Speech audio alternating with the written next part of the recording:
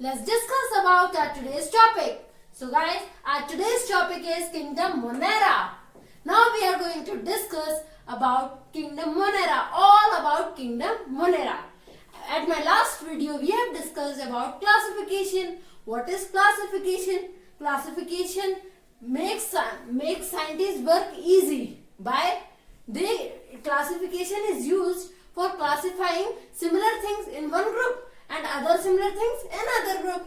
Now we are going to discuss about Monera, Kingdom Monera. So let's focus on Kingdom Monera only. So in Kingdom Monera, as I have told you, it consists of prokaryotic unicellular organisms. Okay, it consists of what? Prokaryotic unicellular organisms. There are some autotrophs bacteria also. It consists of bacteria. Prokaryotic unicellular organisms are bacteria, and bacteria may be autotrophs also and heterotrophs also. Okay, so it consists of prokaryotic unicellular organisms, and there is one autotroph bacteria which can make its own food with the help of sunlight like plants do. Cyanobacteria. Cyanobacteria is also known as blue-green algae. Okay, cyanobacteria is also known as blue-green algae, and these are autotrophic bacteria. There are most of the heterotrophic bacteria are there, and there are very less autotrophic bacteria. Okay, so there are more heterotrophic bacteria and very less autotrophic bacteria. And cyanobacteria is also known as what? It is also known as blue-green algae. And scientists believe that bacteria were the first to inhabit on the earth. Okay, so they were the first organisms to inhabit on the earth, and bacteria only come in the prokaryotic unicellular organisms. Okay, and they were the first to inhabit the earth. Okay, so bacteria were the first to inhabit the earth, and scientists also think that cyanobacteria are the ones that help in the right balance of oxygen in air. They maintain the right balance of oxygen, and they have done so much so that the other living beings can survive on the earth. Okay, and bacteria can survive almost in all conditions. Yes guys, bacteria can survive almost in all conditions like air, water, soil, sewage, in the pipelines, in ice, hot springs. They can survive in almost all types of conditions. And bacteria are different in shape wise also. They are different in shapes also. So what is shape of bacteria? Now their shapes they can be round shape, rod shape, spiral shape, or comma shape. Okay guys, so they can be round shape also, rod shape also, spiral shape also, and comma shape also. So round shape bacteria are known as coccus. Coccus is the singular word of cocci. So cocci is the plural form of coccus.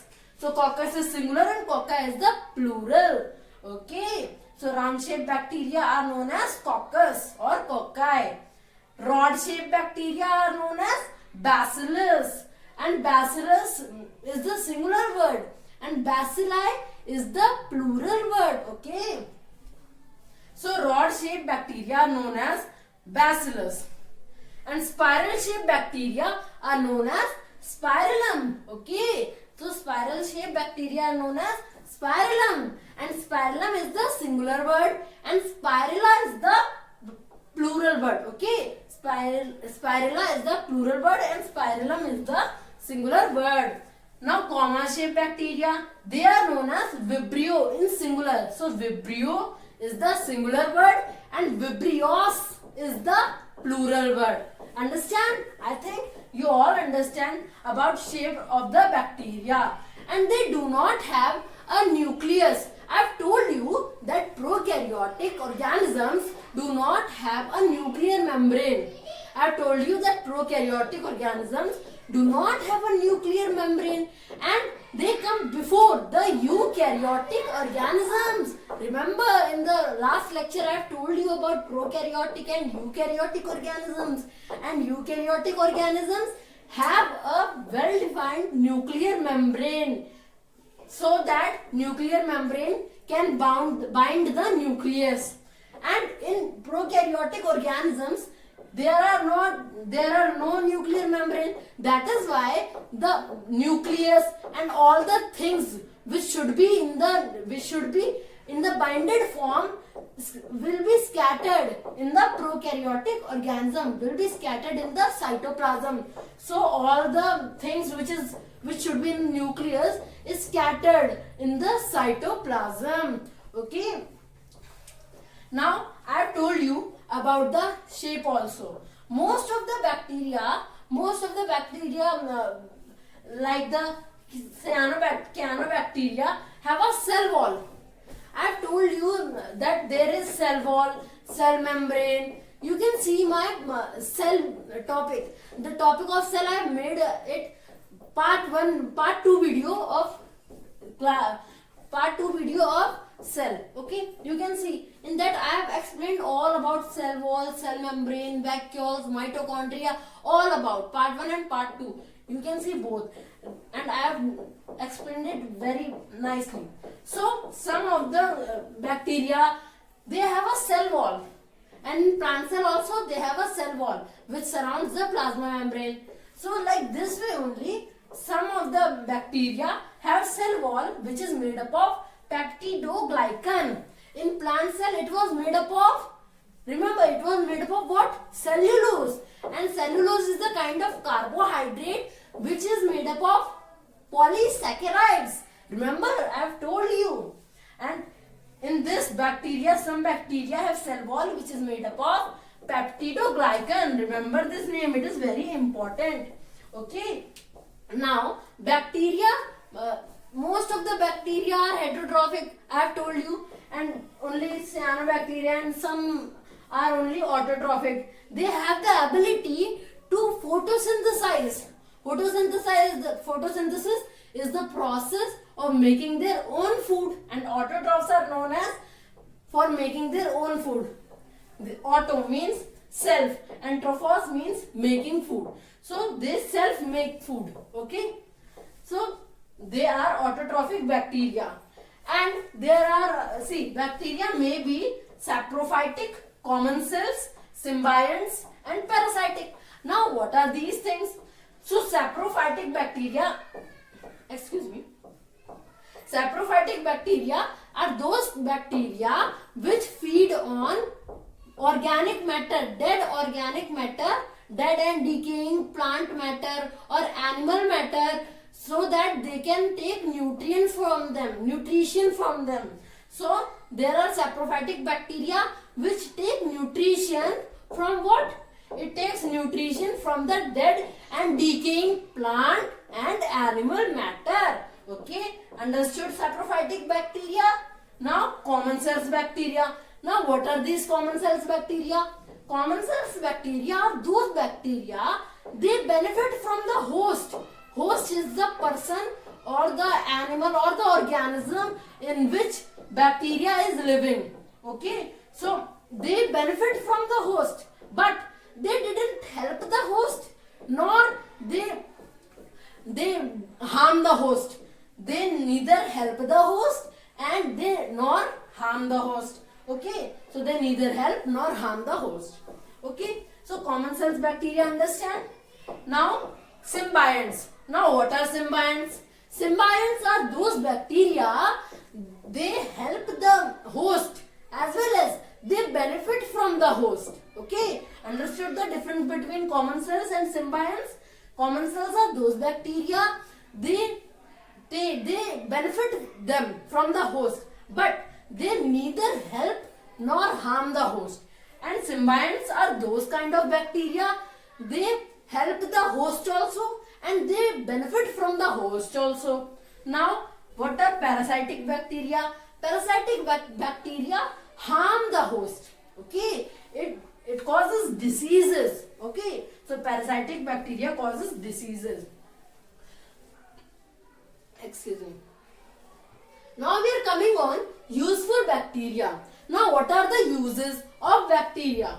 Bacteria live in intestine and help us. They live in intestine and help us by preventing us from microorganisms, and they release some kind of vitamins also. Okay, so they live in intestine and help in digestion also. Okay, so they live in intestine and help in digestion as well as preventing from the other kind of bacterial microorganisms and release some kinds of vitamins. Okay, next is dairy industry use lactobacillus to make cheese from milk. See, you are noticing this word bacillus. Bacillus. So you can remember that bacillus are the rod-shaped bacteria. So they are lactobacillus are the rod-shaped bacteria. Okay. So the dairy industry use lactobacillus to make cheese or yogurt from milk. In home also, when you want to make cheese from milk, you what do? You take a small quantity of yogurt, and yogurt contains these lactobacillus, which you mix it in the milk and the cheese is formed. Okay. Now we are going to study about antibiotics help in killing bacteria. Now antibiotics help in killing the bacteria, and how antibiotics are obtaining? We are obtaining antibiotics. They are killing bacteria, and antibiotics are also obtained by some other type of bacteria. Okay, so antibiotics are obtained from some other kinds of bacteria, and they help in killing bacteria. Okay, understood? Now bacteria help in nitrogen fixation. There are some kind of rhizobium bacteria. There are some types of different types of rhizobium bacteria. They live in the roots of the leguminous plants. Now you will ask, what are leguminous plants? Leguminous plants examples are bean. Okay, leguminous plants examples are bean, pea, gram. Okay, so these are kinds of leguminous plants, and these bacteria some kinds of rhizobium. Sorry guys, some kinds of rhizobium lives in the roots of leguminous plants and help and they form what? Nodules.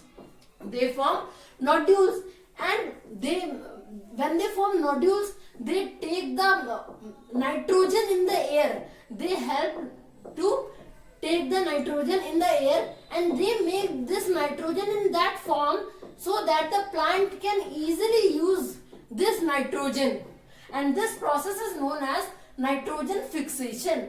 Okay, you understood the nitrogen fixation process. And when the plant dies, first of all, these bacteria which are types of rhizobium also they are also benefiting from the host, because host is giving nutrition to those bacteria. Okay, so it is forming a symbiotic relation. You are remembering, no? You can relate. Symbiotic relationship is there, because rhizobium is the bacteria which is helping to the host, and host is also giving it nutrition. No, host is the plant. Okay, so understood the nitrogen fixation? Wait, when a plant dies, for example, when a plant dies, the nitrogen in the plant, the nitrogen which is in the plant, no, when plant dies, the nitrogen in the plant mixes with the soil. Okay, the nitrogen which is in the plant mixes with the soil, and the soil takes all the nitrogen and it will mix it, and it will use it can be used by other plants. Okay, when a plant dies, it has nitrogen. A plant is having nitrogen. When it will die, it will release nitrogen into the soil. Okay, when it releases into the soil keeps it with nitrogen. Okay, it keeps it nitrogen in it, and when other plant grows, it gives nitrogen to them. So other plants can take nitrogen from the soil when a plant dies which is having nitrogen. Okay. Now we have understood that the plant, how nitrogen fixation occur, and there are some of the free living soil bacteria which helps in nitrogen fixation too. There are some of the free living bacteria, soil bacteria that help in nitrogen fixation too. Now we are going to study that bacteria help in cleaning the environment. Now how they help in cleaning the environment? They decompose. Bacteria help in cleaning the environment by decomposing the organic matter. Okay, organic matter. So it helps in decomposition. It cleans up the environment by decomposing the organic matter or biodegradable waste, and biodegradable waste such as crop refuse, fallen leaves, animal feces, and these all things are biodegradable things, and bacteria help in cleaning the environment by decomposing these biodegradable waste. And now what do bacteria do? It will unlock the locked organic matter which is inside these feces, biodegradable things. Wait, I will tell you one more time, you will understand it very betterly. See, bacteria help in cleaning the environment by, it will help in cleaning the environment by breaking down the biodegradable waste such as crop refuse. I have told you that animal feces, these are the biodegradable things, and it helps in cleaning the environment by breaking down these things, and it will unlock the nutrients from these organic matter and makes the soil fertile. Understood how it makes the soil fertile? It takes the nutrients which is locked in the organic matter and makes the soil fertile. Remember. And now next is bacteria also produces biogas. So in some conditions bacteria act in the decomposition and they produces biogas, and biogas is a cheap and renewable resource. Okay, it's a cheap renewable resource, and in sometimes bacteria also produces, from biogas only, it also produces compost. Some decomposition bacteria also produces compost. Okay, and bacteria helps in the process of retting and tanning. Now what is retting and now what is tanning? See, first I explain what is retting. See, when you have seen the jute, flax or hemp like plants, in these plants, there are fibers in it. Now bacteria helps in losing the fibers. How they lose the fiber? You can take a jute plant, okay, and you will immerse it in the water. Take a beaker and take water in it, and you take a jute plant and you will immerse it in the water. And then what happens? The bacteria will act on the fibers and lose the fibers, okay, and it will lose the fibers, and this process of obtaining fiber is known as retting. Okay, and there is a process known as tanning is the process of processing what? Leather. It's the process of processing of leather. Now harmful bacteria. Some of the harmful bacteria are there. You can see that if you leave food, there will be bacteria which will be acting on them. When you leave the food, water or milk, so there are some of the bacteria which act on them and causes some kind of toxins. Toxins are chemical substances which can lead to food poisoning. Okay, so they cause food poisoning. Bacteria cause food poisoning and many diseases like tuberculosis, leprosy, tetanus. Tetanus is the best example. You already know that there is a tetanus injection. No, there is a tetanus injection when we get hurt with an iron thing which is rusted. When we get hurt with the iron thing which is rusted, we go to a doctor and doctor put a tetanus injection. Okay, and we have to take this injection before 24 hours, and it is valid for 3 months only. Validity for only 3 months. Okay, so it causes food poisoning and many diseases in plants as well as animals. Okay, it causes food poisoning and many diseases in plants as well as in animals. So guys, thank you for watching my video, and if you like it, please hit a like button, and please subscribe it also. I will be motivated by your subscription when you will subscribe. Thank you guys.